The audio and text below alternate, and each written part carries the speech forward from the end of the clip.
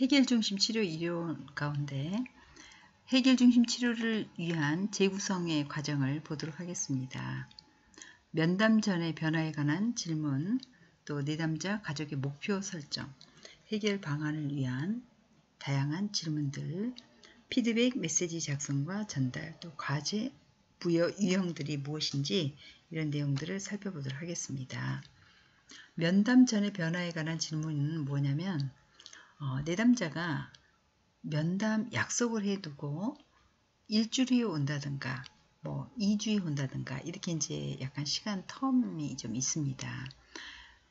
그러면 면담 오기 전에 우리가 약속을 해놓고 오시기까지 그 전에 어떤 변화가 혹시 있었나요? 이 변화를 묻는 것입니다. 예를 들면 이제 굉장히 부부 관계가 힘든 상황이라든가 자기 자신이 지금 심리적으로 불안하고 힘든 이런 상황일 때 한 주 동안을 혼자서 이제 지내야 되잖아요.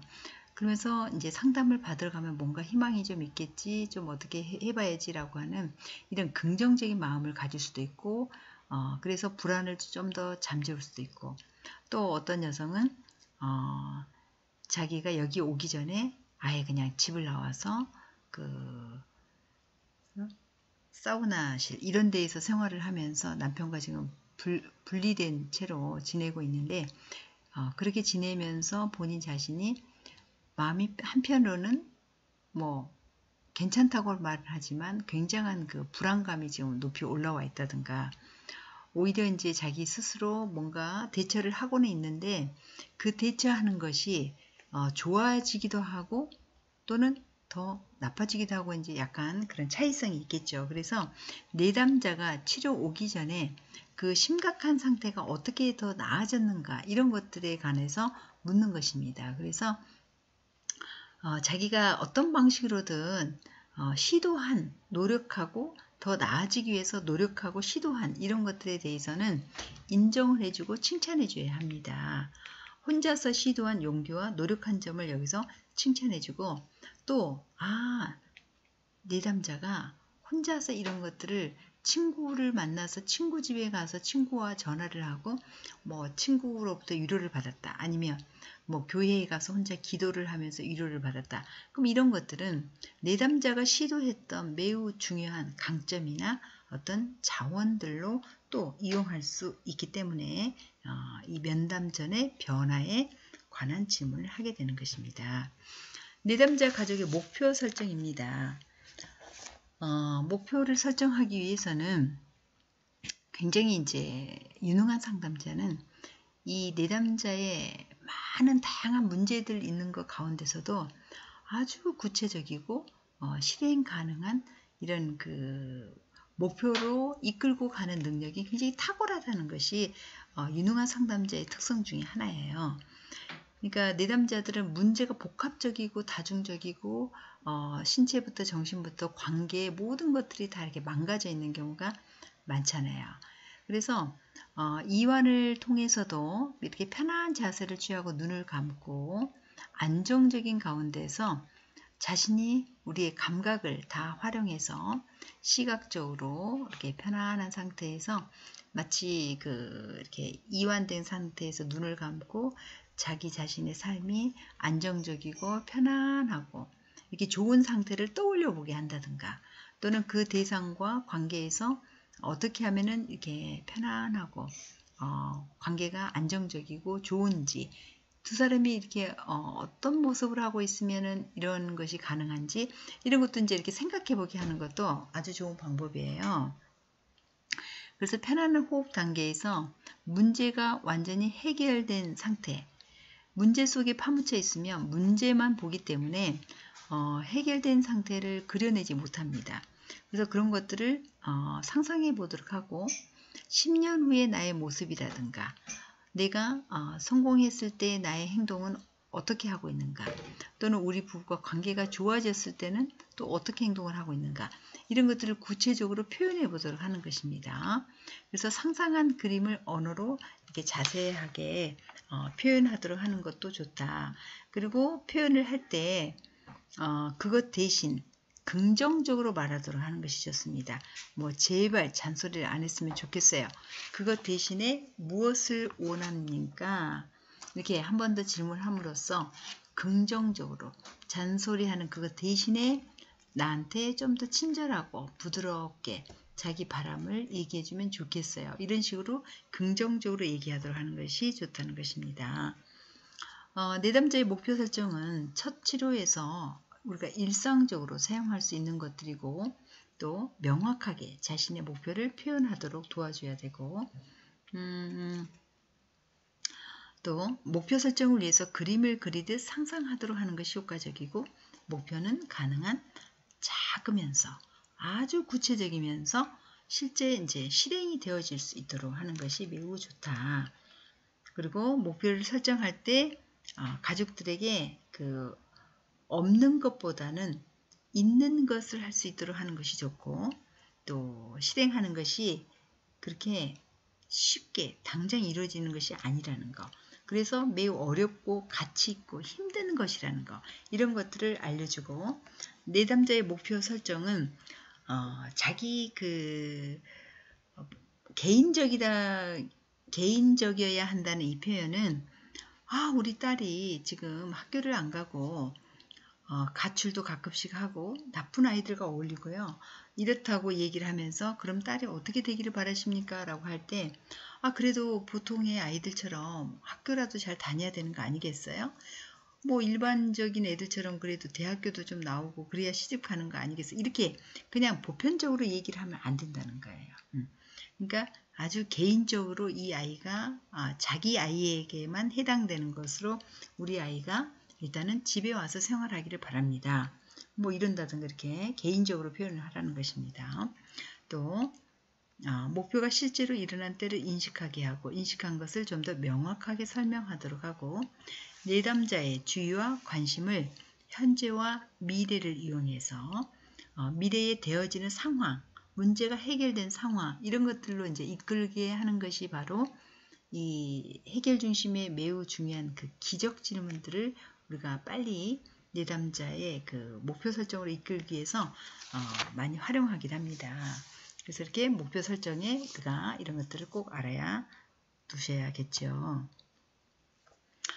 또는 이제 저는 이제 우리가 수업을 한다면 이렇게 목표 설정을 위한 8단계로 이런 질문들을 한번 이렇게 해보면서 구체적으로 자기가 목표를 이룬다는 거 무엇을 보고 알 수 있는지 구체적으로 무엇인지 목표는 언제 어디서 누구와 만들고 싶은지 목표를 이룬다면 어떻게 되는 것인지 목표를 이루기 위해서 당신이 가지고 있는 자원들이 무엇이 있는지 현재 목표를 이루는 방해물이 무엇이고 또 목표를 이룬다면 내 삶에서 이게 어떤 의미가 있는 건지 목표를 이루기 위해서 그렇다면 당장 내가 오늘 이 순간부터 해야 할 것들 이런 것들을 적어보게 한다든가 이렇게 구체적으로 이런 과정을 통해서 목표를 만들어 갈 수도 있고요. 자, 우리 이제 질문 기술을 좀 보도록 하겠습니다. 아까 우리 면담 이전에 관한 변화의 질문은 봤고요. 예외의 질문을 먼저 보겠습니다. 예외의 질문. 자, 예외의 질문은 해결 중심 이 치료에서 아주 많이 잘 사용하고 중요한 질문입니다. 그러니까 문제가 일어난 그 상황을 묻는 것은 문제의 질문이지만 이런 그 예외의 질문은 내담자가 전체적인 문제에 대한 시각과 해석에서 빨리 문제가 일어나지 않은 상황으로 변화시키기 위한 아주 좋은 질문이에요. 그러니까 알코올 중독 환자 같은 경우라든가 우울증 환자들이라고 해도 24시간 내에 술을 마시고 24시간 동안 내에 우울증 환자가 아니라는 거예요. 그래서 그런 그 증세가 드러나지 않을 때는 언제인지 이렇게 이제 예외를 찾아내는 것이 매우 중요해요. 그러니까 그런 문제가 일어나지 않을 때는 언제입니까? 우울증 증세가 나오지 않을 때는 언제입니까? 이런 것도 이제 우리가 예외로 찾아내는 거예요. 또 남편이 내가 원했던 것을 했던 때는 언제가 있었습니까? 이런 것도 질문이 될 수가 있고요. 또 예외 질문에서 우리가 구체화시키기라 그래서 구체적으로 남편이 조금이라도 다르게 한 것은 무엇이 있었나요? 어떤 식으로 남편은 좀 어떤 식으로 다르게 생각을 하나요? 남편이 조금 다르게 행동을 한다면 사모님은 아내분은 또 어떻게 거기에 반응해서 행동할 수 있나요? 이런 것도 이제 예외에서 구체화시키는 것이고 외외를 구성해주는 질문도 할 수 있어요. 외외 구성. 그런 문제가 나타나지 않도록 그러면 어떻게 할 수 있을까요? 문제가 그렇게 발생하지 않은 상황을 어떻게 하면 지속적으로 할 수 있을까요? 이런 것들 예외를 구성해주는 질문이라고 볼 수가 있겠죠. 자, 또는 이제 기적 질문이 있겠습니다. 기적 질문은 문제가 해결된 상태를 한번 상상해보고 해결하기를 원하는 것을 구체화시키고 명료하며 치료 목표를 현실적이고 구체적으로 설정하기 위한 질문입니다. 문제와 별개로 해결책을 생각해보게 하는 질문인데 이 기적 질문은 약간 그 질문 유형이 딱 있습니다. 이건 에릭슨의 체면 치료 기법에서 가져온 것인데 내담자가 문제가 해결된 미래 상황을 그려내도록 하는 거예요. 그래서 현재 시점이 아니라 미래로부터 현재 상황을 볼 수 있게 하여서 해결책 안으로 빨리 들어서게 하는 질문이 바로 이 기적 질문이에요. 예를 들면 이렇게 질문하는 거예요. 자, 오늘 밤에 당신이 잠자는 동안 기적이 일어나서 지금 여러분이 막 고민하고 있는 이 문제가 다 해결이 됐어요. 기적이 일어나서. 그러면 아침에 눈을 부시시 이렇게 떴을 때 그렇게 기적이 일어났다는 것을 무엇을 보고 알 수 있을까요? 이렇게 질문하는 거예요. 무엇이 달라져 있을까요? 이렇게 기적이 일어난 그 상황을 무엇을 보고 알 수 있을까요? 이렇게 질문하는 것입니다. 지난밤에 기적이 일어났다면 가장 먼저 무엇이 아들에게 다르게 나타날까요? 또는 남편에게 무엇이 다르게 나타날까요? 어떤 변화로 기적이 일어난 것을 알 수 있을까요? 이런 질문들이 해당이 되고요. 또 아이들에게도 만약에 네가 요술방망이가 있어서 문제가 다 모두 사라진다면 너는 무엇이 달라지겠니? 어떤 변화가 일어날 것일까? 네가 할 수 있는 것은 어떤 것이 있을까? 이런 질문들을 하는 것도 기적 질문에 해당이 되겠습니다. 그래서 이렇게 기적 질문은 마치 문제가 해결될 수 있는 길 안으로 들어선 것처럼 느끼게 하는 거예요. 그래서 내담자의 감정을 위한 행동의 변화보다는 먼저 행동을 위한 감정의 변화가 더 쉬울 수 있다고 보는 것입니다. 이렇게 함으로써 해결 중심, 우리가 이 치료법에서는 어떻게 하면 내담자를 빨리 가상적인 해결책 안으로 들어오도록 이렇게 초대를 하는 것입니다. 그래서 빨리 문제에 빠져 있어서 우리가 해결 상황을 보지 못한다고 얘기했죠. 그래서 어떻게 하면 좀 더 내담자가 이렇게 해결되는 상황 안으로 들어올 수 있도록 기적 질문을 통해서 우리가 목표 설정이라든가 원하는 거라든가 자기가 정말 바라는 거라든가 이런 것들을 해결적인 현실로 이렇게 들어올 수 있도록 안내하는 질문이 바로 이런 기적 질문이라고 보겠습니다. 기적 질문. 실제 이제 어떤 내담자가 남편하고 상담을 하면서 기적 질문을 했어요. 상담자가. 그런데 처음에는 대답을 못했어요. 예. 글쎄요, 잘 모르겠네요. 이렇게 이제 대답을 했어요. 그러면 상담자는 어떻게 반응을 해야 될까요? 내담자가 이렇게 모르겠다고 대답을 하면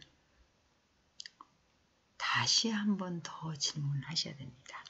쉽게 상담자가 포기하면 안 돼요. 그래서 다시 그 기적 질문을 또 한 번 이렇게 던지면서 혹시 한번 생각을 해 보신다면 어떤 상황이 어떤 일이 벌어지는 것일까요? 라고 이제 얘기를 두 번째 질문하니까 이 엄마가 곰곰이 생각을 하다가 제발 제가 현재 이 상황에서 기적이 일어난다는 것은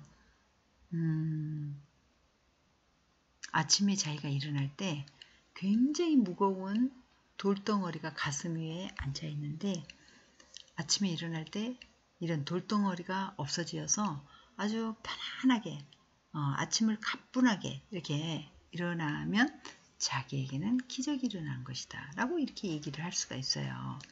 그래서 그렇게 돌덩어리 이렇게 돌덩어리가 상징하는 것이 무엇인지 그렇게 되어지기 위해서는 또 어떻게 달라져야 되는 것인지 이렇게 좀 더 질문을 하니까 결국은 이제 이 엄마가 자기가 그 딸과의 고등학교 1학년 딸과 매일 그 싸움으로 전쟁을 하는 이제 그런 관계였어요. 그래서 딸과 엄마가 서로의 이렇게 관계 안에서 엄마 학교에 다녀올게요 라고 이렇게 부드럽게 얘기하게 되면 우리 집에서는 완전히 이제 기적이 일어난 것이다. 그래서 결국 이제 딸도 엄마와 엄마도 딸과 싸우지 않고 부드럽게 대화하는 것이 결국 이제 상담의 이제 목적이 이렇게 이제 될 수가 있는 거죠. 그 다음에 척도 질문을 보도록 하겠습니다. 척도 질문은 문제의 심각한 정도를 사정하고 치료 목표 성취 정도를 측정 결과를 구체적으로 평가하는 데 있어서 구체적인 수치를 우리가 사용하여서 그 정도를 표현하기 때문에 모든 상담에서 이 척도 질문은 굉장히 유용하게 아주 활용할 수가 있습니다. 예를 들면 지금 현재의 내담자의 심리 상태를 묻는데도 아주 좋아요. 그러니까 숫자로 표현하기 때문에 우리가 누구를 좋아한다 라고 할 때도 100점 만점에 엄마를 몇 점 정도 좋아하지 100점이 최고로 좋아하는 거라면 그럼 뭐 90점 좋아해요. 이렇게 하면 우리가 훨씬 더 그 현실적이고 이렇게 와닿잖아요. 그렇죠? 마찬가지 우리의 심리를 표현하는 것이 얼마나 어렵습니까? 아주 애매모호한 이런 것들이 많죠. 지금 불안 상황이라든가 남편이 집에 저녁에 전화도 없이 늦게 들어오고 이렇게 연락이 없다 막 이런 상황일 때 그런 자기의 그 불안감이 몇 점 정도에 해당이 되는지 이런 식으로 그 점수로 물어보는 것도 아주 좋아요. 또는 이혼하고 싶은 마음이 완전히 100점이다. 근데 그 중에 현재 지금 자기가 이혼하고 싶은 마음은 진짜 이혼하고 싶은 마음은 60점인지 70점인지 이렇게 수치화로 표현하도록 하는 거예요. 또는 그 문제가 문제가 다 해결되는 상황을 수치로 물어봐도 좋습니다. 문제가 해결된 상황. 또 현재 상태가 지금 심리적인 상태가 5점이라고 하는데 5점에서 다음 주까지는 무엇을 조금 이렇게 노력을 하시면 몇 점 정도 올릴 수가 있나요? 이렇게 동기를 부여하기 위해서도 물어볼 수 있어요. 또 1점을 높인다면 누가 가장 먼저 변화를 알 수 있을까요? 1점이 향상된 것을 무엇을 보고 알 수 있을까요? 숫자가 1점, 2점 이렇게 올라가려면 무엇을 좀 더 해야 할까요? 이런 식으로 물어보는 것도 아주 좋아요. 그래서 우리가 현재 상태도 물어볼 수 있고 동기도 물어볼 수 있고 1, 2점을 높이기 위한 동기 또는 이제 상담이 종결됐을 때는 어떤 상태가 되어질 때 몇 점이 되어지면 우리가 상담을 종결할 수 있는지 이런 거 물어보는 것도 다 척도 질문으로 이렇게 활용하시면 됩니다. 그래서 상담에서 여러분들이 이 척도 질문은 매우 다양하게 활용할 수가 있어요. 행동 변화 탐색하기. 문제가 더 이상 문제가 아닐 때를 내가 어떻게 무엇을 보고 알 수 있을까요? 이런 질문도 아주 좋아요. 내가 가지고 온 문제가 치료가 되었다는 것을 어떻게 알 수 있을까요? 무엇을 보면 알 수 있을까요? 이렇게 구체적으로 우리는 그 사람의 행동 또는 어떤 의미로 드러나는 것들, 말로 드러나는 것들 이런 것을 통해서 본인이 인식하고 알아갈 수 있도록 이런 질문들을 하셔야 됩니다. 문제가 나아지고 있다는 것을 무엇을 보면 알 수 있을까요? 이런 식으로 당신이 원하는 성과들에 대해 진전이 있다는 것을 표시할 신호들을 행동지향적으로 내가 원하는 성과, 신호, 척도 점수 이렇게 척도 점수를 또 이렇게 써가면서 진행할 수 있죠. 다섯 번째는 대처 질문입니다. 대처 질문은 자신의 미래를 절망적으로 보고 아주 희망이 없다고 하는 클라이언트에게 사용하기 아주 좋은데, 대처 질문은 그야말로 내담자가 자신의 삶의 힘든 상황들을 어떻게 잘 극복해 왔는지, 어떻게 그렇게 가능하셨나요? 그런 어려운 상황에서 어떻게 그런 것들을 이겨내고 이렇게 아이를 양육할 수 있었죠? 이렇게 질문하는 것이 대처 질문이에요. 그래서 내담자에게 자신의 경험과 좋은 점이라든가 또 가지고 있는 자원이라든가 강점들을 더 재발견할 수 있도록 하는 것이에요. 그러니까 이런 그 내담자가 지금까지 살면서 도저히 불가능하다고 생각하는 내담자에게 더 나빠지지 않고 극복할 수 있었던 힘은 어디에 있었는지 이런 것들을 물어보게 되는 거죠. 그래서 예를 들면 어떻게 더 이상 나빠지지 않을 수 있었습니까? 당신이 이런 어려운 상황을 극복할 수 있었던 그 에너지, 힘은 어떤 것이었나요?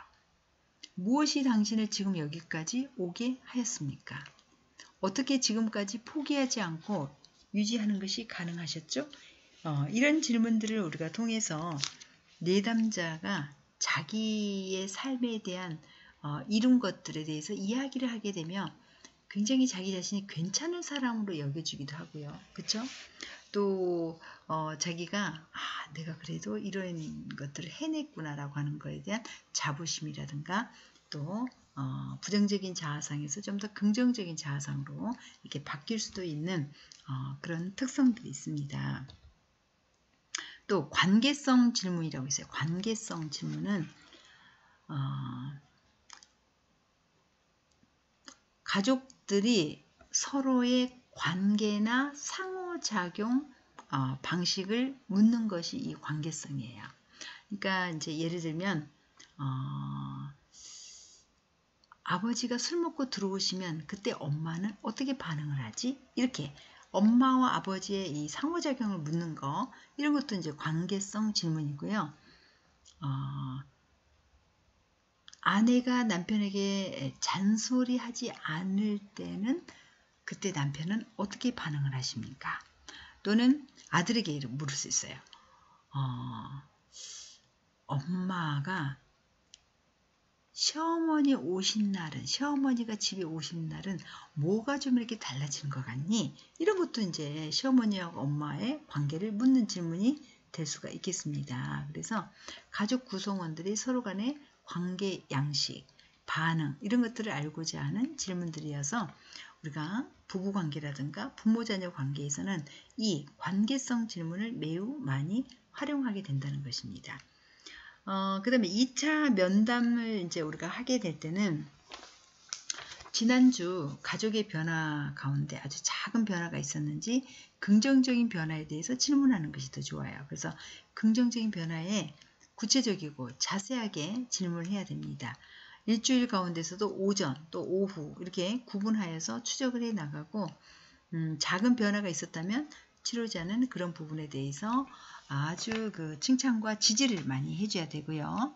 또 내담자가 어떤 변화가 없거나 나빠졌다고 얘기할 경우에는 상황에 대한 후퇴나 악화도 하나의 변화로 이렇게 전제하고 더 탐색해 나가야 되고, 그런 나빠진 상황을 더 자세히 질문하고 또 대처 방안에 관해서도 질문하면서 작은 해결책을 만들어가는 것이 좋습니다.